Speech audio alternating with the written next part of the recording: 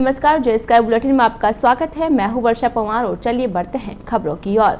शहर में चोरियों का सिलसिला थमने का नाम ही नहीं ले रहा है। प्रतिदिन अज्ञात चोर सूने मकानों में साथ साथ अब आबादी भरे स्थानों पर स्थित दुकानों को भी अपना निशाना बना रहे हैं। इतना ही नहीं, अज्ञात चोरों के हौसले इतने बुलंद है कि पुलिस थानों तथा पुलिस चौकियों के आसपास भी बड़ी शातिरी से चोरी की वारदातों को अंजाम देकर पुलिस के साथ आंख मिचौली खेल रहे हैं। शुक्रवार की दरमियानी रात को भी अज्ञात चोरों ने बिल्कुल आबादी तथा आवाजाही वाले क्षेत्र भगत चौराहे के पास होटल विक्रांत व कृष्णा के बीच स्थित श्याम आयुर्वेदिक स्टोर का ताला तोड़कर करीब 40,000 रुपए कीमत की दवाइयां तथा एक लैपटॉप चुरा ले गए। शातिर चोरों ने चोरी की वारदात को अंजाम देने के बाद ताले को गेट पर इस तरह से लगा दिया जैसे देखने वालों को लगे कि दुकान पर ताला लगा हुआ है। चोरी की वारदात की जानकारी शनिवार सुबह 10 बजे करीब दुकानदार कृष्ण गोपाल गर्ग के दुकान खोलने के दौरान हुई। गर्ग ने जो ही ताला खोलने के लिए ताले में चाबी लगाई तो ताला नीचे गिर गया। बिना खोले ही ताले के नीचे गिरते ही गर्ग के होश उड़ गए। गेट खोलने के बाद देखा तो पाया कि दुकान का सामान इधर उधर बिखरा हुआ है और दुकान से लैपटॉप गायब है। चोरी की जानकारी के बाद गर्ग ने सिटी थाना पुलिस को सूचित किया। सूचना के बाद मौके पर पहुंची पुलिस ने दुकान का मौका मुआयना करते हुए अज्ञात चोरों के खिलाफ मामला दर्ज कर जांच शुरू कर दी है। गर्ग ने बताया कि चोरी किए गए लैपटॉप की कीमत करीब 25,000 रुपए है और उक्त लैपटॉप में सभी प्रकार का हिसाब दर्ज था। सनातन धर्म राजकीय महाविद्यालय में स्नातक प्रथम वर्ष कला, वाणिज्य, विज्ञान एवं ऑनर्स में प्रवेश प्राप्त कर चुके विद्यार्थियों को अपने मूल दस्तावेजों की जांच करवानी है। जांच के लिए उन्हें अब 14 जनवरी तक का समय दिया गया है। प्रवेश नोडल प्रभारी प्रोफेसर जलालुद्दीन काठात ने बताया कि स्नातक प्रथम वर्ष कला, वाणिज्य, ऑनर्स और विज्ञान के विद्यार्थियों का जिनका प्रवेश प्रथम वर्ष में हुआ है उनको अपने मूल प्रमाण पत्र, स्थानांतरण प्रमाण पत्र, चरित्र प्रमाण पत्र, 12वीं की मार्कशीट, जाति प्रमाण पत्र, बोनस अंक का प्रमाण पत्र आदि जमा कराने के लिए निदेशालय कॉलेज शिक्षा द्वारा 14 जनवरी तक का समय दिया गया है। विद्यार्थी महाविद्यालय में आने के दौरान सभी विद्यार्थी राज्य सरकार द्वारा जारी कोविड-19 गाइडलाइन का पूर्णतः पालन करेंगे। सभी प्रवेश प्राप्त कर चुके विद्यार्थियों को दस्तावेजों की जांच करवाना आवश्यक है। ज्ञात रहे कि पूर्व में लॉकडाउन एवं कोविड गाइडलाइन के चलते दस्तावेजों की जाँच नहीं की गई थी, लेकिन अब विद्यार्थियों को अपने मूल दस्तावेजों की जाँच आवश्यक रूप से करवानी है। साथ ही TC, CC जैसे मूल दस्तावेज भी महाविद्यालय में जमा करवाने होंगे जिससे उनका प्रवेश सुनिश्चित हो सके। प्रोफेसर काठात ने बताया कि निदेशालय की ओर से पूर्व में 8 जनवरी तक दस्तावेजों की जांच की अंतिम तिथि थी, लेकिन इस दौरान भी करीब 15% विद्यार्थियों ने अपने दस्तावेजों की जांच नहीं करवाई, जिसके कारण निदेशालय के निर्देश पर एक बार फिर अंतिम तिथि में बढ़ोतरी की गई है, जिसके तहत अब विद्यार्थियों ने 14 जनवरी तक अपने दस्तावेजों की जाँच करवा सकते हैं। इसके बाद प्रतीक्षा सूची में शामिल विद्यार्थियों को मौका दिया जाएगा। सनातन धर्म राजकीय महाविद्यालय ब्यावर में प्रथम वर्ष के जो हार्ड कॉपी जमा कराने और मूल प्रमाण पत्र जमा कराने के लिए कोविड-19 के कारण राज्य सरकार ने डेट बढ़ा के 8 जनवरी की थी और इस दौरान भी लगभग 80 से 85% आर्ट्स कॉमर्स साइंस में फॉर्म जमा हो सके। जब कल हमने इसका पूरा डाटा राज्य सरकार को भेजा, निदेशालय कॉलेज शिक्षा को भेजा, तो आज फिर उसकी डेट बढ़ा दी गई है और अब अंतिम तारीख 14 जनवरी कर दी गई है। 14 जनवरी तक जो प्रथम वर्ष में ऑनर्स इतिहास, ज्योग्राफी और आर्ट्स कॉमर्स साइंस के जो विद्यार्थी हैं जिनका प्रवेश हो चुका है और फीस भी जमा हो चुकी है, वो अपने मूल TC, CC और अन्य दस्तावेज सहित हार्ड कॉपी महाविद्यालय परिसर में आकर के जमा करा दें। अन्यथा 14 जनवरी के बाद में उनका जो प्रवेश है वो स्वतः ही निरस्त हो जाएगा और जो वेटिंग में विद्यार्थी फीस जमा करा चुके हैं, हो सकता है कि सरकार उनको मौका दे दे। जिले के पंजीकृत श्रमिकों के लिए अच्छी खबर आई है। श्रम विभाग ने श्रमिकों के परिजनों को लाभान्वित करने के लिए श्रमिकों के बच्चों को मेरिट में आने पर 1 लाख रुपए की सहायता देने का प्रावधान किया है। इसके अलावा IAS प्री पर 1 लाख और IAS प्री परीक्षा उत्तीर्ण करने पर 50,000 की मदद मिलेगी। IIT अथवा IIM में प्रवेश मिलने पर ट्यूशन फीस की राशि विभाग की ओर से वहन की जाएगी। श्रम विभाग की ओर से पंजीकृत निर्माण श्रमिकों के कल्याण के लिए विभिन्न योजनाएं संचालित की जा रही है। वर्तमान सरकार की ओर से इस संबंध में कई कई नवीन योजनाओं की अधिसूचना जारी की गई है। निर्माण श्रमिक शिक्षा व कौशल विकास योजना के तहत पात्र हिताधिकारी के मेधावी पुत्र अथवा पुत्री की ओर से बोर्ड परीक्षा 10वीं व 12वीं की प्रथम 10 की मेरिट में आने वालों को 4,000 अथवा 6,000 रुपए दिए जाते थे। श्रम विभाग के अफसरों की गत दिनों हुई बैठक में निर्माण श्रमिक व कौशल विकास योजना में कुछ अहम निर्णय लिए गए हैं। इस निर्णय में अब 10वीं और 12वीं कक्षा में टॉप 10 में स्थान प्राप्त करने पर श्रमिकों के बच्चों को 1 लाख रुपए की प्रोत्साहन राशि दी जाएगी। इसके अलावा निर्माण श्रमिक एवं उनके आश्रित बच्चों की ओर से भारतीय प्रशासनिक सेवा के लिए आयोजित प्रारंभिक परीक्षा उत्तीर्ण करने पर प्रोत्साहन योजना में 1 लाख रुपए व राजस्थान प्रशासनिक सेवा के लिए आयोजित प्रारंभिक परीक्षा उत्तीर्ण करने पर 50,000 रुपए देने का निर्णय लिया गया है। श्रम कल्याण अधिकारी के अनुसार निर्माण श्रमिक के बच्चों का आईआईटी अथवा आईआईएम में प्रवेश मिलने पर ट्यूशन फीस की पुनर्भरण योजना में श्रमिक की ओर से जमा करवाई गई ट्यूशन फीस का पुनर्भरण मंडल की ओर से किया जाएगा। वहीं निर्माण श्रमिकों को विदेश में रोजगार के लिए वीजा जारी होने पर होने वाले व्यय का अधिकतम 5,000 रुपए तक का पुनर्भरण का प्रावधान किया गया है। निर्माण श्रमिकों के लिए वित्तीय संस्थाओं की ओर से अधिकतम 5 लाख रुपए तक स्वीकृत ऋण पर ब्याज का पुनर्भरण विभाग की ओर से किया जाएगा। नगर परिषद प्रशासन की ओर से शहर में लंबे समय बाद शुक्रवार को प्लास्टिक के खिलाफ शुरू किया गया अभियान शनिवार को भी जारी रहा। शनिवार को नगर परिषद के सफाई जमादारों की टीम ने अजमेरी गेट से मेवाड़ी गेट क्षेत्र में कार्यवाही करते हुए हाथ ठेले वालों के यहाँ से प्रतिबंधित प्लास्टिक की थैलियां जब्त की। इस दौरान टीम के सदस्यों ने 15 किलो प्रतिबंधित प्लास्टिक की थैलियां जब्त की। टीम के सदस्यों ने अजमेरी गेट, फतेहपुरिया चौपड़, एकता सर्किल, महावीर बाजार, मेवाड़ी गेट तथा सभी मंडी क्षेत्र में थैलियां जब्त करते हुए संबंधित को भविष्य में प्रतिबंधित प्लास्टिक की थैलियों का उपयोग नहीं करने के लिए पाबंद किया। कार्यवाही के दौरान नगर परिषद के जयन चिराग गोयल, सफाई जमादार शिवराज चावरिया, रवि सांगेला, मनीष लखन, रवि सांगेला आदि शामिल थे। नगर परिषद आयुक्त महोदय द्वारा स्वच्छ भारत स्वच्छ बिहार के तहत अभियान चलाया जा रहा है, जिसमें पॉलीथीन को पकड़कर उसको नष्ट करना एक बहुत बड़ा काम करना है, जिससे हमारे शहर में गंदगी कम होगी, प्लस जो जानवर इसको खा रहे हैं उनका खाना भी कम होगा। इसलिए इस मैसेज के माध्यम से सभी दुकानदार भाइयों से और शहर के सभी वस्तुओं से एक निवेदन करना चाहता हूं कि आप जब भी घर से बाहर निकलें, आप किसी सामान को लेने के लिए तो पॉलीथीन का यूज़ ना करें, अपने घर से कपड़े का थैला लेकर आएँ और अपना व्यवस्थित तरीके से अपना घर पर सामान लेकर जाएँ। धन्यवाद। शहर में तीसरे दिन शनिवार को भी सूर्यदेव बादलों की ओट में छिपे रहे। धूप नहीं निकलने से सर्दी से टूटे रहे। शहरवासी दिन भर जगह जगह अलाव जलाकर तापते रहे। साथ ही गर्म कपड़ों का उपयोग कर सर्दी से बचाव किया। बादल छाए रहने व कोहरा बना रहने से वाहन चालकों को दिन में भी लाइट जलाकर वाहन चलाने पड़े। कचौरी पकौड़ों की दुकान पर ग्राहकों की अत्यधिक भीड़ देखी गई। मौसम में गलन बनी रहने से लोग परेशान रहे। दोपहर बाद तक भी घना कोहरा छाया रहा। 3 दिन से सूर्यदेव बादलों की ओट में रहने से सर्दी में बढ़ोतरी रही। उधर शुक्रवार से शुरू हुआ ओस की बूंदों का स्नोफॉल शनिवार को भी लगातार जारी रहा। शुक्रवार रात भर शहर ओस की बूंदों से झरने वाले पानी से तरबतर रहा। शनिवार अलसुबह भी आसमान में धुंध के साथ कोहरा छाने लगा और दिन बढ़ने के साथ ही ओस की बूंदों का पानी हल्की फुहारों के साथ गिरने लगा। उधर मौसम में बड़ी ठंड के कारण बुजुर्गों तथा बच्चों को अधिक परेशानियों का सामना करना पड़ रहा है। एएचएच के वरिष्ठ चिकित्सक डॉक्टर सुनील कुमावत ने बताया कि सर्दी तेज होने के साथ ही अस्थमा से पीड़ित मरीज, बच्चों और बुजुर्गों को विशेष एहतियात बरतने की जरूरत है। घर से बाहर निकलते समय शरीर को गर्म कपड़ों से ढककर रखें और पानी को गुनगुना कर पिए। सर्दी के मौसम में ठंडी चीजें खाने से परहेज करें। कोई भी परेशानी होने पर चिकित्सकों से परामर्श लें। अभी सर्दी के मौसम में काफ़ी बदलाव हो गया है। ठंड भी बहुत ज़्यादा पड़ रही है, ओस भी ज़्यादा पड़ रही है। तो इसमें खास तौर से जो बुजुर्ग लोग हैं, बच्चे लोग हैं, उनको विशेष रूप से ध्यान रखना है। उनको गर्म कपड़े हैं, बाहर आने जाने से रोकना है। स्वास्थ्य का बिल्कुल ध्यान रखें। जो पेशेंट बीपी के हैं, हार्ट के हैं, शुगर के पेशेंट हैं, उनसे मेरी निवेदन है कि वो समय से अपने दवाई का सेवन करें। अभी सर्दी के बढ़ने के कारण हार्ट के पेशेंटों में काफ़ी बदलाव आ रहा है, ब्लॉकेज की काफ़ी समस्या आ रही है, अटैक के पेशेंट ज़्यादा आ रहे हैं। तो उनसे निवेदन है कि अपनी दवाइयाँ समय से लेवें। अगर किसी भी परिस्थिति हो या कोई भी चीज़ स्वास्थ्य के अंदर कोई दिक्कत आ रही है तो तुरंत डॉक्टर से सलाह लेवें और नियमित अपनी दवाइयों का सेवन करें। ब्राह्मणी पत्रिका एवं राजस्थान ब्राह्मण महासभा महिला प्रकोष्ठ की ओर से नववर्ष के मौके पर महिलाओं के लिए ऑनलाइन फैंसी ड्रेस प्रतियोगिता का आयोजन किया गया। उक्त प्रतियोगिता में प्रदेश के विभिन्न जिलों से लगभग 50 महिलाओं ने फैंसी ड्रेस के साथ भाग लिया।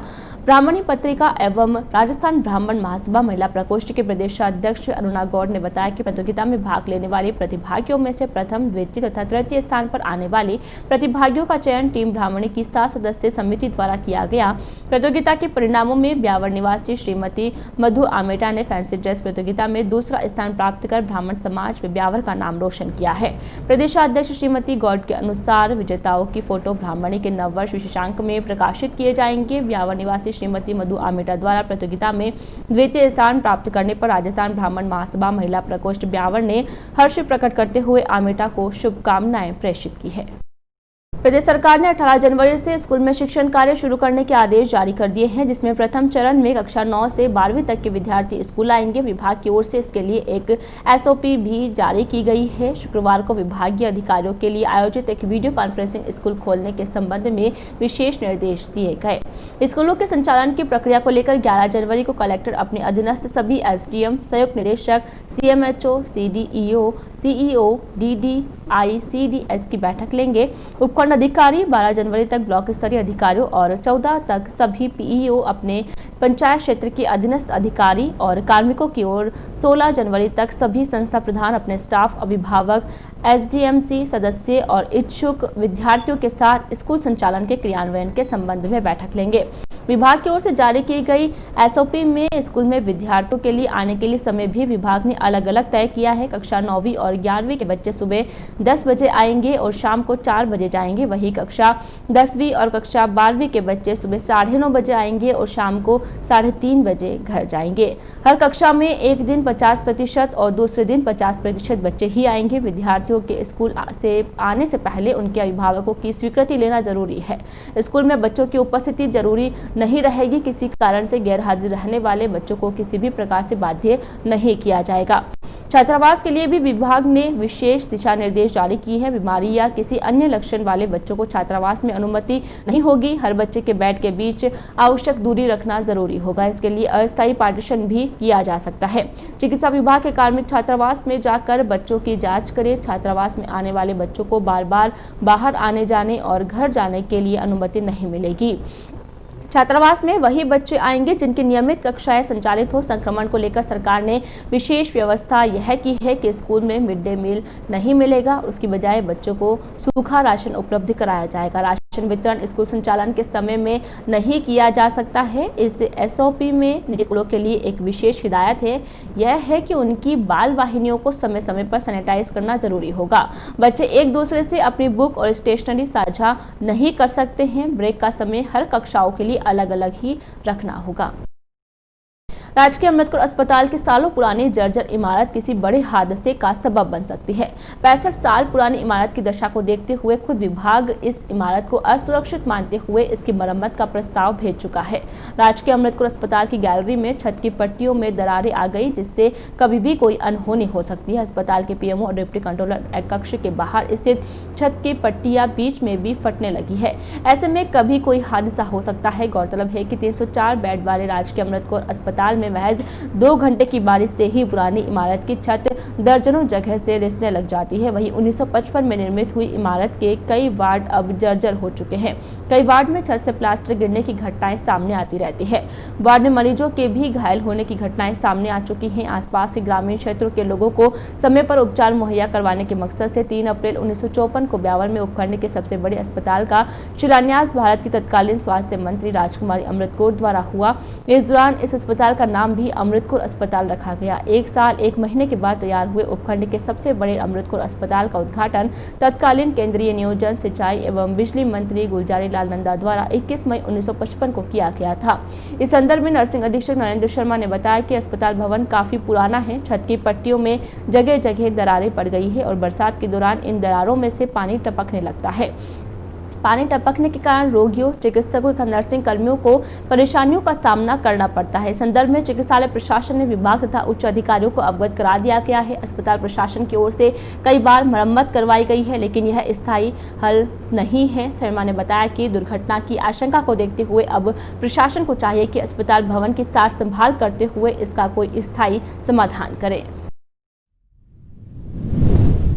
अमृतपुर की ये बिल्डिंग बहुत ही पुरानी है और इसमें जगह जगह पटिया में दरार आ रही है, चूना गिर रहा है। जब भी बरसात होती है भयंकर, तो पानी इसके नीचे आता है। Trauma ward, female medical, female surgical, male medical. ये बिल्डिंग पुरानी होने से प्रशासन द्वारा कई बार अवगत करा दिया गया है और हर वार्ड से भी नर्सिंग प्रभारी द्वारा रिटर्न भी लिया गया है।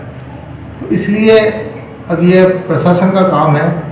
इस बिल्डिंग में बार बार मरम्मत करा के भी हमने देख लिया है, लेकिन सक्सेस नहीं है। तो अब ये जो भी इसका निवारण प्रशासन के द्वारा होगा है, प्रशासन को समय समय पर अवगत करा दिया जाता है और करा देंगे। और जो भी कार्य अनुरूप होगा वो प्रशासन द्वारा ही अवगत होगा। मकर संक्रांति पर्व इस वर्ष 14 जनवरी गुरुवार को मनाया जाएगा। इस दिन सुबह 7:47 पर सूर्यदेव मकर राशि में प्रवेश करेंगे। मकर संक्रांति का पुण्यकाल सुबह 7:47 से रात्रि 11:47 तक रहेगा। ज्योतिष आचार्यों के अनुसार यह संक्रांति पश्चिम दिशा से आ रही है, आग्नेय कोण को देखते हुए पूर्व दिशा में जा रही है। जिन वस्तुओं को मकर संक्रांति उपयोग में ले रही है वे वस्तुएं महंगी होने की संभावनाएं रहेगी। इससे महंगाई बढ़ने की आशंका रहेगी। धान्य गल्ला का भाव सम स्थिर रहेगा। सोना, चांदी, सूत, कपास, कंद मूल पदार्थ, चावल, सुगंधित पदार्थ, सफेद रंग की वस्तुएं, साबूदाना आदि में तेज रहेगी। आग्नेय दिशा को देखने व पूरब दिशा में जाने के कारण इन दिशाओं के राष्ट्रों प्रदेशों के लिए कष्टप्रद रहेगी, जैसे बांग्लादेश, म्यांमार राष्ट्रों, पश्चिमी बंगाल, उड़ीसा, बिहार व झारखंड आदि राज्यों के लिए यह संक्रांति कष्टप्रद रह सकती है। ज्योतिषविदों के अनुसार मकर का सूर्य 12 राशियों को प्रभावित करेगा। राशियों में असर के अनुसार मेष सुखदायक, वृष धर्म में कमी, मिथुन कष्टदायक, कर्क पीड़ा कारक, सिंह शत्रुनाश, कन्या कष्टदायक, तुला हानिकारक, वृश्चिक धन लाभ, धनु राजभय, मकर चिंता, कुंभ पीड़ा तथा मीन में धन लाभ रूपी असर रहेगा। इन दुष्प्रभावों से बचने के लिए गाय को घास, पक्षियों और मछलियों को दाना, गरीबों को भोजन, तिल के व्यंजन खिलाने, ऊनी वस्त्र दान करने और निर्धनों जरूरतमंदों के बीच सेवा कार्य करने से मकर संक्रांति के दुष्प्रभाव से बचा जा सकता है। शहर के कांग्रेसी पार्षदों ने शनिवार को नगर परिषद आयुक्त जब्बर सिंह से मुलाकात की। मुलाकात के दौरान पार्षदों ने आयुक्त सिंह को बताया कि शहर के कॉलेज पर नगर परिषद प्रशासन की ओर से बनाए गए अंबेडकर भवन को किराए पर देने को लेकर शहर के कई नागरिकों की मांग आई है। पार्षदों ने बताया कि शहर के मध्य होने के कारण यह स्थान समारोह या बैठक आदि के लिए उपयुक्त स्थल है। साथ ही इसे किराए पर देने से परिषद को राजस्व भी मिलेगा और इसकी देखरेख भी होगी। मुलाकात के दौरान पार्षद राजेंद्र तुनगरिया, गिरधारी पोपावत, भूपेंद्र पाल पंवार, विकास तगदी, भुवनेश शर्मा, राकेश साहू, संतोष शर्मा, सुशीला देवी प्रजापत, संतोष साहू तथा करुणा जावा आदि उपस्थित थे। कॉलेज रोड पर स्थित नवनिर्मित भवन अम्बेडकर भवन को लेकर आयुक्त श्रीमान जब्बर सिंह जी से हम पार्षद मिले और उनसे ये मांग की कि इस अम्बेडकर भवन को उचित किराए पर सार्वजनिक व सामाजिक कार्यों के कार्य हेतु इसको किराए पर देने का कोई प्रावधान ऐसा निकालें जिससे आमजन को इस भवन का लाभ मिल सके। सदर थाना क्षेत्र के खरवा गांव में विगत 6 जनवरी को कन्या विद्यालय के पास पुरानी गुड़शाला में मृत मिले चंडावल जिला पाली हाल पावर हाउस के पीछे ग्राम खरवा निवासी जयराज पुत्र अशोक की हत्या का पर्दाफाश कर दिया है। हत्याकांड का खुलासा करते हुए सदर थाना पुलिस ने मृतक जयराज के ही एक दोस्त विधि विरुद्ध संघर्षरत बालक को डिटेन किया है। शनिवार को सदर थाने में एक प्रेस वार्ता के दौरान प्रकरण का खुलासा करते हुए अतिरिक्त पुलिस अधीक्षक ग्रामीण किशन सिंह भाटी ने बताया कि जयराज की हत्या का मुख्य कारण दोनों दोस्तों के बीच हुआ एक छोटा सा विवाद रहा है। भाटी ने बताया कि 6 जनवरी को जयराज की हत्या की जानकारी मिलने के बाद पुलिस ने प्रकरण दर्ज कर जिला पुलिस अधीक्षक जगदीश चंद्र के निर्देश पर प्रताधिकारी व्रत ब्यावर हीरालाल सैनी के सुपरविजन में एक टीम का गठन किया गया। गठित टीम ने अपनी ओर से हत्या के विभिन्न पहलुओं पर निगरानी रखना शुरू करते हुए आसपास के लोगों तथा जयराज के दोस्तों व परिजनों परिजनों से पूछताछ शुरू की। भाटी ने बताया कि मृतक को आखिरी समय जिस दोस्त के साथ देखा गया उस दोस्त से अनुसंधान किया गया तो दोस्त ने मृतक जयराज की किसी लड़की से दोस्ती होने तथा उसके मामा द्वारा भी मारपीट करने की कहानी बताई। मृतक के दोस्त द्वारा बताई गई बातों की पुलिस टीम द्वारा तस्दीक की गई तो उक्त सभी बातें काल्पनिक पाई गई। घटनास्थल पर आने जाने वाले रास्तों पर लगे सीसीटीवी कैमरों के फुटेज चेक किए गए एवं मृतक के दोस्त की गतिविधियों पर गोपनीय तौर पर निगरानी रखी गई। साथ ही मुखबिर भी सक्रिय किए गए।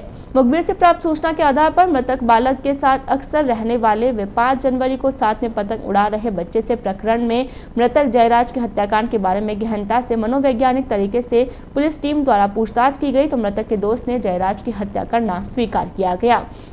जयराज की हत्या करने वाले विधि विरुद्ध संघर्षरत बालक को डिटेन किया गया। प्रेस वार्ता के दौरान अतिरिक्त पुलिस अधीक्षक ग्रामीण किशन सिंह भाटी ने बताया कि प्रकरण में डिटेन किए गए बालक से की गई गहन पूछताछ में उसने बताया कि पतंग उड़ाने के दौरान जब वह छत से उतरकर नीचे जाने लगा तो मृतक जयराज ने छत से खंडर में बैठे 2-3 सुअरों पर पत्थर फेंका तो सुअर चमक कर भागने लगे। भागते हुए सुअरों की चपेट में आने के कारण वह गिर गया और उसकी टी शर्ट गंदी हो गई। इस बात को लेकर दोनों के बीच विवाद हो गया। टी शर्ट गंदी होने के विवाद के चलते विधि विरुद्ध संघर्षरत बालक ने पत्थर उठाकर जयराज को मारने हेतु फेंका तो पत्थर जयराज की कनपट्टी में लगा जिससे वह बेहोश होकर गिर गया।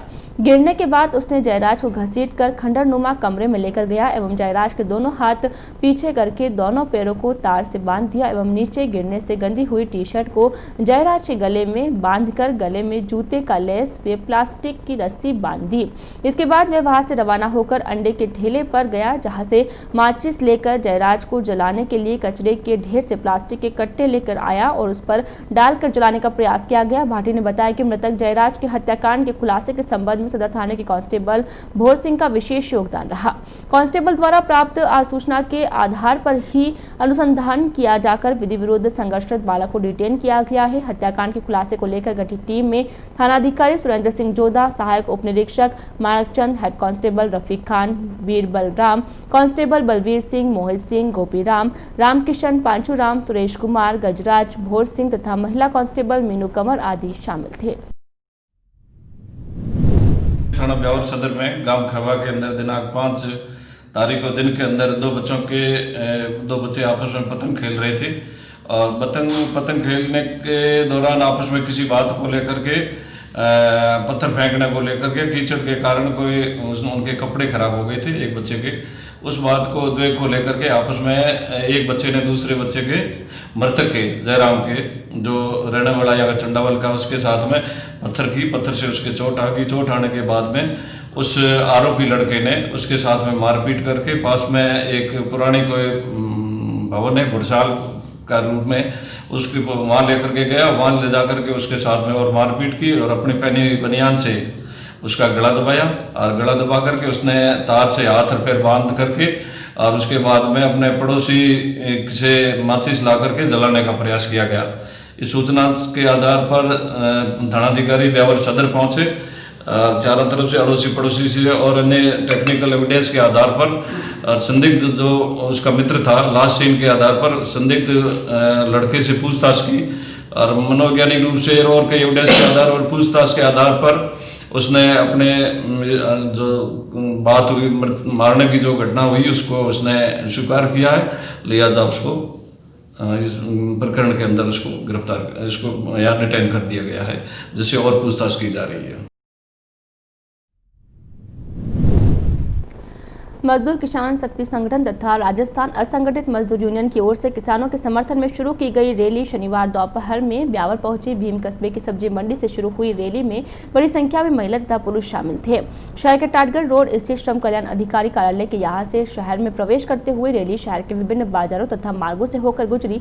रैली में शामिल महिलाएं किसानों के समर्थन में तथा केंद्र सरकार के खिलाफ नारे लगाते हुए चल रही थी। साथ ही रैली के दौरान एक कार पर सवार एक बड़ी सी कठपुतली के माध्यम से आमजन को केंद्र केंद्र सरकार की ओर से पारित किए गए तीनों कृषि बिलों की विसंगतियों के बारे में बताया जा रहा था। शहर के विभिन्न मार्गों से गुजरने के बाद रैली में शामिल सभी लोग आगे के लिए रवाना हो गए। मजदूर किसान शक्ति संगठन तथा राजस्थान असंगठित मजदूर यूनियन के मुकेश गोस्वामी ने बताया कि उक्त रैली किसानों के समर्थन में शुरू की गई है, जो प्रदेश के विभिन्न शहरों से होकर गुजरते हुए दिल्ली के शाहजहां बॉर्डर पर पहुंचकर किसानों का समर्थन करेगी। गोस्वामी ने बताया कि केंद्र सरकार की ओर से पारित किए गए तीनों बिल किसानों के हित में नहीं है, अतः सरकार को चाहिए कि तीनों बिलों को वापस ले। गोस्वामी ने बताया कि प्रदेश के शहरों से गुजरने के दौरान आमजन को तीनों बिलों से किसानों को होने वाले नुकसान के बारे में बताया जाएगा। हाँ, तो ये किसानों के समर्थन में ये यात्रा आज हमने शुरू की है। ये यात्रा मजदूर किसान शक्ति संगठन और राजस्थान असंगठित मजदूर यूनियन की तरफ से भीम की सब्जी मंडी से शुरू हुई है, जहाँ किसानों के साथ संवाद हुआ। उसके बाद जवाजा में मजदूरों के साथ एक बड़ा संवाद हुआ, रैली निकाली बाज़ारों में और ब्यावर के बाज़ारों में रैली निकाल के हम ये समझाने का प्रयास कर रहे हैं कि केंद्र सरकार जो 2 खेती के कानून लाई है और एक आवश्यक वस्तु अधिनियम में जो संशोधन किया है, वो कैसे किसानों के लिए, गांव के लोगों के लिए, छोटे व्यापारियों के लिए हानिकारक है, वो समझाने का प्रयास कर रहे हैं। ये यात्रा समर्थन में शाहजहांपुर बॉर्डर पर पहुंचेगी, लेकिन उससे पहले जहां से भी हम निकलेंगे गांव-गांव में मजदूरों के साथ, किसानों के साथ संवाद करते हुए 7-8 दिन में हम शाहजहांपुर बॉर्डर पर पहुंचेंगे और वहां पे हमारा समर्थन व्यक्त करेंगे। ये यात्रा कब रवाना हुई भीम से? ये आज सुबह 8 बजे भीम सब्जी मंडी में किसान संवाद के साथ शुरू हुई। जिला कलेक्टर व जिला मजिस्ट्रेट अजमेर ने मकर संक्रांति पर्व पर पतंग उड़ाने के दौरान होने वाली मूक पक्षियों की मौतों को लेकर सुबह शाम पतंगबाजी करने पर रोक लगाई है। साथ ही चाइनीज मांझे के उपयोग तथा बिक्री को भी प्रतिबंधित किया है। जिला कलेक्टर की ओर से जारी दिशा निर्देशों में पक्षियों की सुरक्षा के लिए प्रातः 6 से 8 बजे तक तथा 4:30 से 7 बजे तक पतंग उड़ाने पर प्रतिबंध रहेगा। आदेशों की अवहेलना करते पाए जाने पर संबंधित के विरुद्ध नियमानुसार कार्यवाही की जाएगी।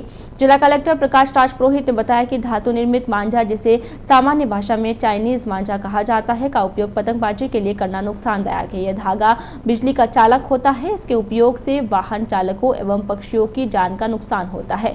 विद्युत का सुचालक होने के कारण बिजली के तारों में पतंग फंसने की स्थिति में पतंगबाज को करंट लग सकता है। आमजन के जानमाल की सुरक्षा के लिए इस मांझे का बेचान, भंडारण, परिवहन एवं उपयोग प्रतिबंधित किया गया है। इस संबंध में समस्त उपखंड मजिस्ट्रेटों, तहसीलदारों एवं नगर पालिका व नगर परिषद आयुक्तों को पत्र लिखकर आदेश की पालना करने तथा अपने क्षेत्र में आकस्मिक निरीक्षण कर इसका उपयोग व विक्रय करने वालों के विरुद्ध नियमानुसार कार्यवाही सुनिश्चित करने के निर्देश दिए हैं। शहर में विगत कई दिनों से बढ़ रहे कोरोना संक्रमितों के आंकड़ों में अब धीरे धीरे कमी आई है। शुक्रवार को शहर व ग्रामीण क्षेत्रों में 59 लोगों की जांच रिपोर्ट में एक व्यक्ति कोरोना संक्रमित पाया गया है। लंबे समय के बाद घटते आंकड़ों से प्रशासन को राहत मिली है। उधर शनिवार को भी राजकीय अमृतकोट चिकित्सालय की कोविड जांच केंद्रों पर कोरोना जांच सैंपल्स लेने का कार्य जारी था।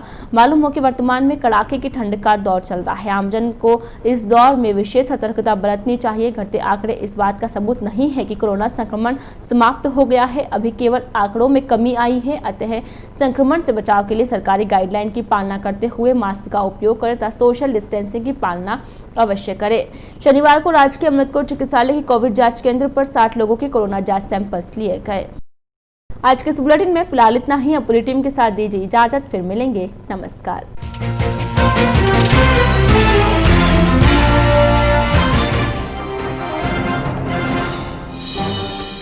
श्याम आयुर्वेदिक स्टोर की दुकान पर चोरों का धावा, 40,000 रुपए की दवाइयों के साथ चुराया लैपटॉप।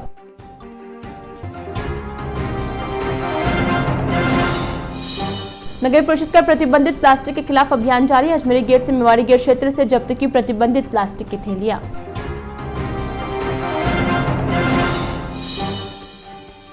तीसरे दिन शनिवार को भी नहीं हुए सूर्यदेव के दर्शन। अलाव का सहारा लेकर किया ठंड से बचाव।